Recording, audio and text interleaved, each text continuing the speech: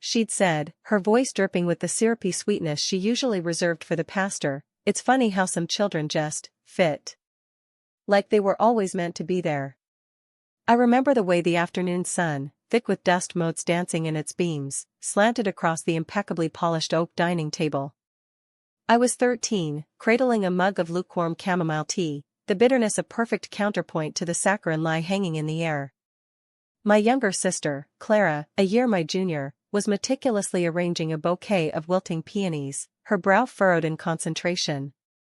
My mother, ever the picture of serene martyrdom, sat opposite, her gaze fixed on my father, a man whose quiet presence often felt like a placeholder in his own home. This was our Sunday ritual. A performance of domestic tranquility, meticulously rehearsed. My father, a gentle soul buried under layers of his wife's carefully curated expectations, would nod along to her pronouncements, his eyes often unfocused, lost in the distant hum of his own unfulfilled ambitions. My mother, Eleanor, was the architect of this illusion, her life a testament to the power of appearances.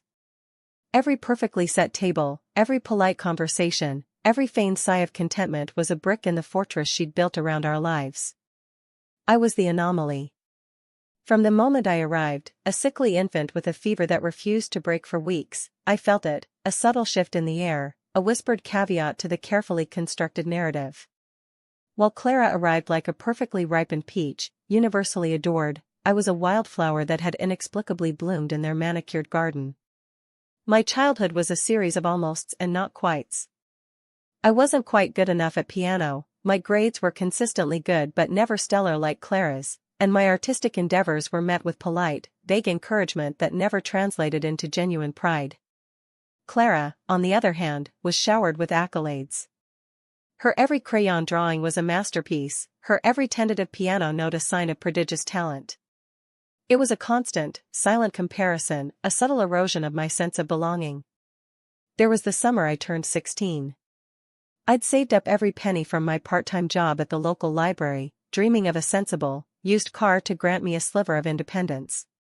Eleanor, bless her heart, had presented Clara with a gleaming new convertible for her 17th birthday, a gift that had been meticulously planned for years. My car fund, painstakingly accumulated, somehow dwindled over the same period, absorbed by a series of unexpected household expenses that conveniently arose whenever I mentioned my savings. When I finally brought up the car again, Eleanor had sighed, her hand fluttering to her chest. "Oh, darling," she'd said, her voice laced with a pity that cut deeper than any anger, "we just assumed you wouldn't really need one. With Clara driving, you could always go with her, couldn't you?" The unspoken addendum was clear, my needs were secondary, my desires a minor inconvenience. Then there was the incident with my university application. I'd poured my heart into my essays, targeting a renowned program in art history. Eleanor had, of course, steered Clara towards a more practical business degree. Weeks before the deadlines, I'd discovered my application had been accidentally misplaced by Eleanor, who'd been helping me organize my mail. She'd clucked and fretted, feigning distress, but when I finally managed to submit a last-minute application to a less prestigious, but still respectable, program, her relief was palpable. "It's for the best, really," she'd confided to a friend on the phone, her voice carrying clearly down the hall. "Art history is such a gamble. Clara needs a stable future." I was a gamble, a risk, something to be managed and contained, while Clara was an investment, a secure certainty. These instances, small rebellions against the crushing weight of expectation, had chipped away at my spirit. I learned to bite my tongue, to swallow my disappointment, to retreat into the quiet sanctuary of my own mind. I became adept at reading the subtle cues, at anticipating the unspoken demands, at playing the role of the dutiful, if slightly overlooked, daughter. My father, caught in his wife's web, offered little solace, his silence a tacit endorsement of her reign. The betrayal arrived not with a thunderclap, but with the slow, chilling drip of revelation on a Tuesday in early spring. My father had passed away unexpectedly, a sudden, silent heart attack that left us reeling. The grief was a heavy shroud, but beneath it, a different kind of tension began to thrum. Eleanor, already a master of emotional manipulation, amplified her grief, becoming a fragile porcelain doll that required constant tending. Clara, ever the dutiful child, absorbed the brunt of it, her own sorrow overshadowed by her mother's performative anguish. I, too, played my part. I organized the funeral arrangements, handled the estate details, and fielded the condolences with a practiced smile. But as the days bled into weeks, a quiet unease began to settle in. There were subtle omissions in conversations, hushed discussions I wasn't privy to, and an increasing reluctance on Eleanor's part to discuss the future, particularly the disposition of my father's assets. It culminated on a crisp April afternoon, the air still carrying the faint scent of damp earth and blooming lilacs. Eleanor had summoned me to the house, a rare occurrence since the funeral. She sat in my father's favorite armchair, draped in black silk, her face a mask of dignified sorrow. Clara was absent, visiting a friend, Eleanor had explained with a wave of her hand. "Sit down, dear," she'd said, her voice thin, reedy. "We need to talk about practical matters." I sat on the edge of the floral sofa, my hands clasped tightly in my lap. The silence in the room was oppressive, broken only by the ticking of the grandfather clock in the hall, each tick a stark reminder of time marching forward. "Your father," she began, her gaze drifting to the portrait of him hanging above the fireplace, his eyes kind, a little sad, he was always so generous. So trusting. I waited, my heart beginning to thud a little faster. The subtle shift in her tone, the way her eyes flickered away from mine, signaled something was amiss. "He made certain arrangements," she continued, finally meeting my gaze. Her eyes, usually so sharp, held a peculiar, almost triumphant glint. "Arrangements that would ensure my comfort and security." She paused, drawing a delicate breath. "And, of course," she added, her voice softening, but the underlying steel undeniable, to provide for his heir." The words hung in the air, heavy and sharp. My breath hitched. I didn't understand. My father had always treated us equally, or so I'd believed. "You see," Eleanor said, leaning forward slightly, her hands now clasped in her lap, mimicking my posture, but with a practiced grace that made it look like a plea, "your father and I, we had always intended for Clara to be the one to inherit the bulk of his estate. She is, after all, our daughter." The phrasing, the deliberate emphasis, hit me like a physical blow. My blood ran cold. I felt a strange detachment, as if observing a scene from a distance. "But, what about me?" I managed to whisper, the words feeling alien on my tongue. Eleanor offered a small, practiced smile. It didn't reach her eyes. "Oh, darling. You know your father was always very fond of you. He left you something. A modest inheritance. Enough to get you started. He was always so practical." Practical. That word again. The same word she used to dismiss my dreams. "Something?" I repeated, the whisper turning into a harsh rasp. "Yes," she confirmed, her gaze unwavering now, a predator's certainty in her eyes. "A significant portion of his shares in the company, the property in the countryside, the antique collection, all of it was to go to Clara. He considered it his duty to ensure future, as our daughter." The world tilted. The perfectly polished oak table, the wilting peonies, the dust motes dancing in the sun, they all coalesced into a sickening tableau of deception. My father, the quiet man I loved, had this secret. Or perhaps, Eleanor had orchestrated this secret. The realization dawned with a terrifying clarity, I was not his biological daughter. The sickness of my infancy, the subtle distance, the constant comparisons, it all snapped into place. I was the adopted child, the afterthought, the one whose legitimacy had always been implicitly questioned. Eleanor continued, oblivious to the seismic shift happening within me. "Your father's will was very clear. He entrusted me to see his wishes carried out.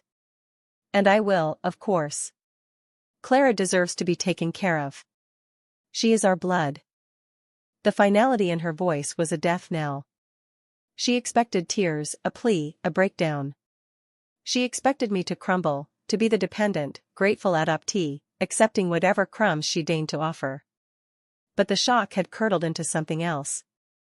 A cold, hard knot of resolve that settled deep in my gut. I stood up, my legs surprisingly steady. The room seemed to shrink, Eleanor's smug face filling my vision. Thank you, Eleanor, I said, my voice unnervingly calm. For clarifying things. I turned and walked out. The grandfather clock chimed the hour, each resonant note a step further away from the life I thought I knew. The next few weeks were a blur of controlled activity. I didn't confront Eleanor directly. There was no dramatic showdown, no tearful accusations. Instead, I sought out the family lawyer, a stern, bespectacled man named Mr. Davies, who had handled my father's affairs for years. I presented him with a small, unmarked manila envelope. Inside was a single document. It was a meticulously detailed copy of my father's original will, dated years before Clara was born. It was a will that stipulated equal distribution of his assets between his children. Alongside it, I produced another document, a sworn affidavit from the private investigator I had discreetly hired.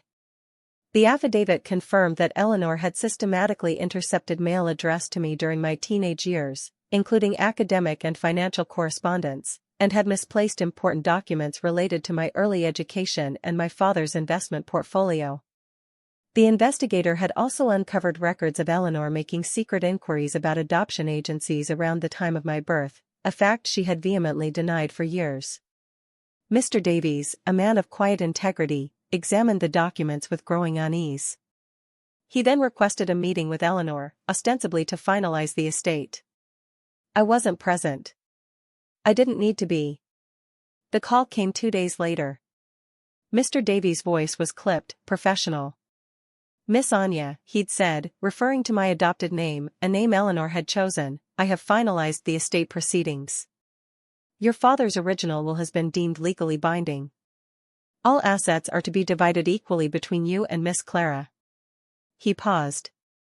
Furthermore, there are certain documents regarding Mrs. Eleanor's actions that have come to light. She has been cooperative, remarkably so, in settling the matter of your inheritance. Cooperative? I'd asked, a faint smile playing on my lips. Yes, Mr. Davies confirmed.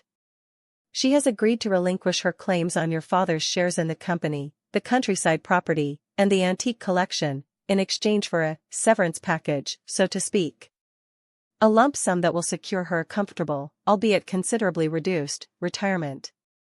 She will also be surrendering her claim to your father's life insurance policy. The severance package was the result of my own quiet machinations. While Eleanor had been busy dismantling my life, I had been systematically documenting her every manipulation, her every lie. I had proof of her attempts to manipulate Clara into signing over her future inheritance to Eleanor, her clandestine financial dealings, and her blatant disregard for my father's wishes. Armed with this information, I had presented Mr. Davies with a clear alternative for Eleanor: cooperate and accept a reduced settlement, or face the legal and social consequences of her actions. The social consequences, I knew, would be devastating to someone so invested in appearances. The fallout was swift and spectacular, though for most, it remained a hushed scandal. Eleanor, stripped of her grand designs and facing potential legal repercussions, retreated into a shell of bitter silence. Clara, initially bewildered and hurt by her mother's maneuvering, eventually came to understand the depth of Eleanor's deceit. There were frantic text messages, tearful calls from flying monkeys, aunts and cousins who'd always taken Eleanor's side, demanding explanations, demanding reconciliation. I answered none of them. My inheritance was substantial. The shares in my father's company, which he had built from the ground up, were worth a considerable sum.